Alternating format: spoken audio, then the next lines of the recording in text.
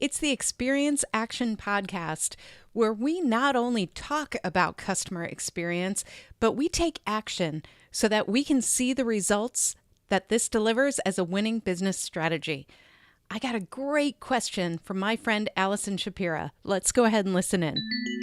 My name is Allison Shapira, and I'm wondering how we prioritize where to start in improving our customer experience. Because as I think about the customer experience for my keynote speeches and for my training company overall, there's so many places along the customer journey that I could improve. But I'm wondering, how do I prioritize the most important places to look and most important places to start to improve the customer experience? Thank you so much.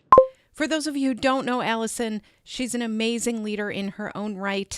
She helps you understand communication strategies, executive presentations, and is an amazing follow on LinkedIn. So if you're not following Allison Shapira, I highly recommend you do. Now, let's get to her question. I think this is something that a lot of people really are faced with. You know, I'm an entrepreneur. I'm running a business. I know exactly how many priorities there are. And guess what? There are always too many. We always have too many things to juggle. We are always worried about the next thing on our to-do list, and rightfully so. There's a lot to do. So what do we do when we know there are things we can do to improve the customer's journey? When we recognize that there are places that we could turn it up just a notch and make a big difference for our customers? Well, we need to take a step back and think about what we're really trying to do. Now, I talk about customer experience as a winning business strategy because it is. So what this means is, Allison, I want you to step back and think about what is most important for your organization right now. You're leading this successful speaking and training business. So what are your goals around that? Do you have specific revenue goals, or maybe goals around how you want to expand your offer, or, whatever you're dealing with as a business leader? You want to take that step back and think about what are the most important goals and objectives for the organization and start there. If you understand and have identified your goals as an organization, you want to take a look at those and think about, what could we do that would have the biggest impact on these goals? That way, instead of doing something that maybe will have a slight impact on the customer journey, you're looking at places that maybe prevent customers from moving to that next step with you. Are you having trouble with converting prospects into sales? Are you having problems with customers who don't become repeat customers or don't continue on in the journey? That's where I would start. I would look for, where are those things that we know are stopping the customer from doing continued business with us. Now, in order to do this really well, you might want to take another step and actually map out your customer's journey. Now, there are lots of resources on our site at experienceinvestigators.com, as well as several courses that I have on LinkedIn Learning. And if you don't know where to start for customer journey mapping, I would start where you can. It does not have to be high tech. It can be something that you really just focus on one part of the journey that you know is a problem. And what you want to do is really understand, what is it that your customer is experiencing. So instead of looking at the processes from within your organization, you really want to step outside of that and consider, what are they experiencing? Where are those challenges and pain points that we can make a little bit better? Where can we actually improve the experience and help them feel valued and guided and empowered to take the next step with us? So that's a great place to start, is really thinking about your strategy overall, thinking about, how have you defined success? If you don't have a customer experience mission statement and a customer experience success statement, those are other tools that you can use to really define what your goals are if you haven't yet taken that step. And then you want to map the customer journey to make sure you really understand, what are they actually experiencing? Where are those touch points that maybe we aren't doing enough? Maybe we're neglectful. The one I always bring up with small business is that sometimes we assume that whenever we send the invoice is good and the invoice is just the invoice. We don't have to think about it. But that is a valuable touch point with our customers. We want to make sure that we are delivering when they expect us to deliver, in the way that they expect, and in a way that makes it easy and, dare I say, delightful to do business with us. So really look at those types of touch points that matter most to your business and to the customer first. Now, you can also use whatever data you have access to here. Look at things like, if you do collect customer feedback, what are they telling you is most important? How are they explaining that they want the experience to be improved? So if you have that feedback data, it's a great time to look at that too. You also might want to consider operational data. Our websites can give us a lot of information these days about where people find us, how they take the next step when they don't. So things like that can really guide you to where those important touch points are along the journey as well. And then as you're going through this, it can still feel overwhelming, because if we're looking at defining success for the first time, and if we're mapping the customer journey and we're looking at our data, you might get a really, really long list of things that you want to improve. And that's great. That's a good thing, I promise.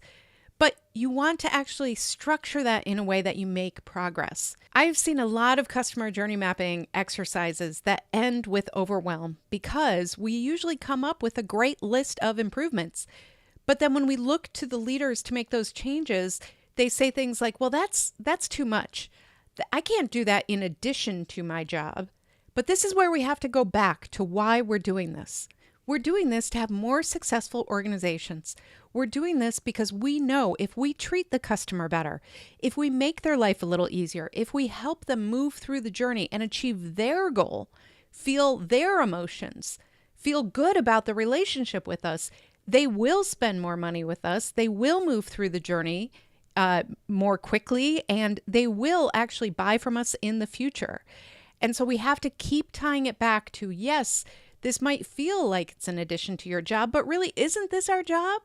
To create winning business strategies and then execute on them? That's what this is.